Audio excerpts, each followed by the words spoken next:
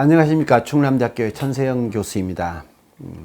오늘은 여러분과 함께 무상급식의 문제에 대해서 한번 얘기해 보려고 합니다. 오래된 주제이고 참 껄끄러운 주제이고 제게는 아주 골치 아픈 주제입니다만은 이 엄중한 코로나 전쟁을 겪어가는 과정에서 이거 참 상당히 의미 있는 주제일 것 같다 생각이 들어서 여러분과 함께 생각해 보려고 합니다. 저는 한국 교육이 최근 한 20년 사이에, 대한민국 교육 20년 사이에 이렇게 병이 들게 된, 이렇게 고통을 안게 된 가장 큰 그 사건, 혹은 죄, 혹은 잘못, 그것을 들려면 2011년도에 벌써 10년이 됐습니다. 이제 2011년도에 치러졌던 서울시 무상급식 주민투표, 이걸 듭니다. 이제 벌써 꽤 돼서 다들 잊어버렸겠지만, 이제 곧 이번 주가 곧 이제 우리가 4.15 총선기에 있습니다만, 그 4.15 총선에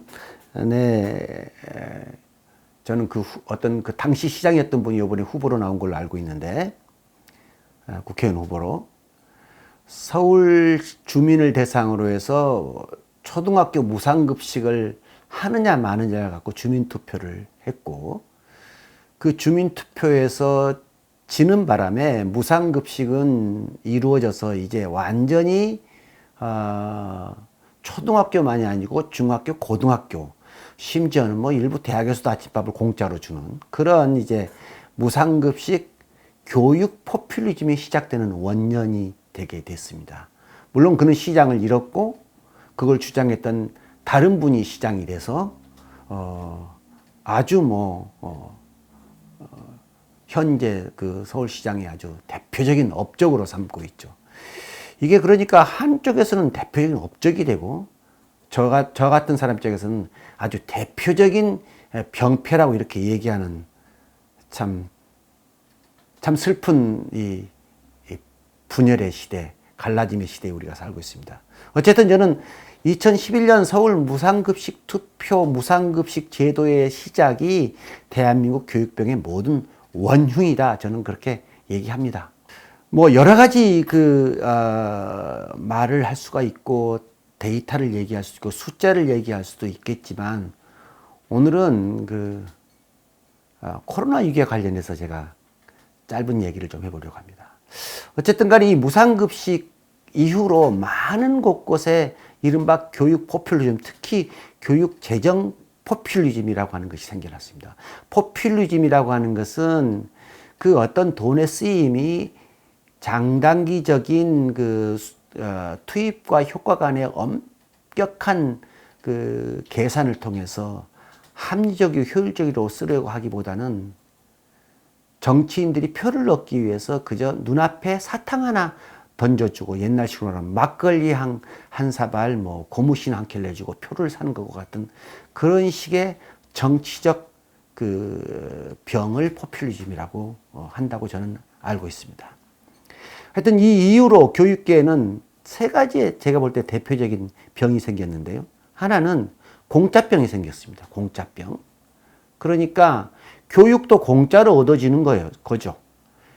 아주 심지어 말하면 내가 출석만 열심히 하면 그냥 진급하고 진학하는, 내 노력과 상관없이 그냥 뭐가 얻어지는 그런 이제 노력 실정의 사회가 되다 보니까, 내게 무엇인가가 얻어지지 못하면 그것은 내가 열심히 못해서가 아니고, 혹은 내가 잘못해서, 혹은 내가 잘해서가 아니고 남 탓이 되는 거고 사회 탓이 되는 거죠. 저는 이걸 공짜병이라고 합니다. 하여튼 이후로 공짜병이 생겼습니다. 그리고 사실은 굉장한 재정 부족이 생겼습니다. 그러다 보니까 학교들이 예전에는 학급당 학생 수를 줄여야 된다, 아주 20년 전에는 푸세식 변수를 수세식 변수를 만들어야 된다, 이렇게 해서 교육시설의 현대화를 위해서 참 많은 투자를 해왔는데, 날로 보이지 않는 곳에 교육 환경들이 계속 낙후되고 있습니다. 정작 또 한 가지는 이런 재정 부족은 정작 쓰여져야 될 곳, 어떤 곳일까요? 이를테면 정작 교육적 그 복지가 이루어져야 될 저소득층 부루 집단들에 대한 교육, 제대로 된 교육 복지 혜택이 안 이루어짐으로써 오히려 격차가 더 확대되는 그러한 아이러니가 벌어지고 있습니다. 그러다 보니까 어떻게 미래를 준비할 틈이 없습니다. 저는 이걸 미래 실정이라고 그러는데요. 좀 이따 다시 한번 얘기해 보려고 합니다만은,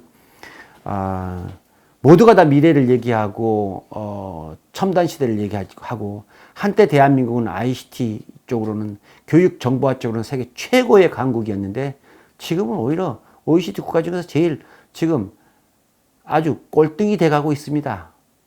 믿으려고 하질 않아요. 정말 그런가? 근데 사실 거의 그러하고 있습니다. 네. 한국 학생들은 컴퓨터로 시험 보면 시험을 잘 못 본다고 그래요. 그래서 지금 시험 성적이 떨어진다라고 하는 그런 정말 믿을 수 없는 현상들이 벌어지고 있고요.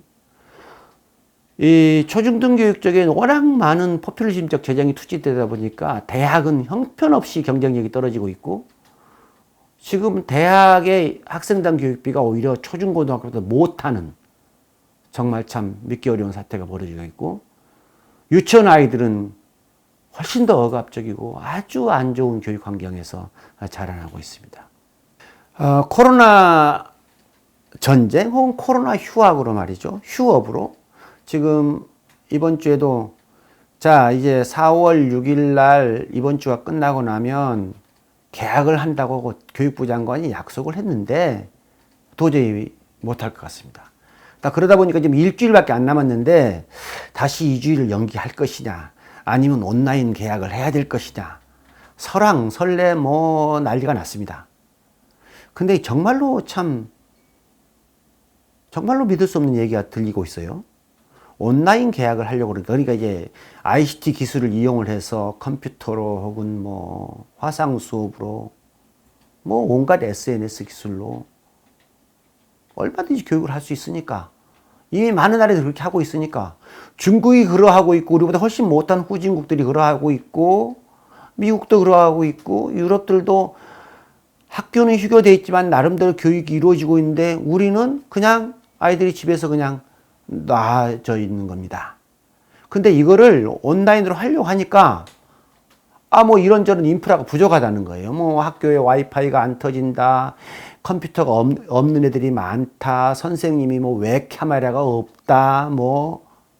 아니 대한민국에서요? 5G 최고 선도국가 대한민국에서요? 삼성전자를 가진 대한민국에서요? 예, 사실이 그러합니다. 왜요? 왜 그랬겠습니까?